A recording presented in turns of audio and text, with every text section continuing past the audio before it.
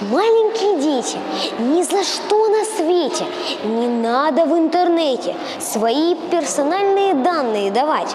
В сети небезопасно, в сети не все так ясно. И сразу непонятно, что есть в сети разбойник, что есть в сети злодей, сетевой ужасный Бармалей. Он будет вас обманывать, манить и завлекать, и разными ловушками о вас все узнавать. Родители и государство вас оберегают, родители и государство вам совет дают. Меньше говорите в сети вы о себе и не разглашайте вы своих ПД. Но любят дети очень по сети гулять, ведь там так интересно, так много разных сайтов, так хочется со всеми о жизни поболтать. И вот уже он в скайпе, в ВК и в Фейсбуке.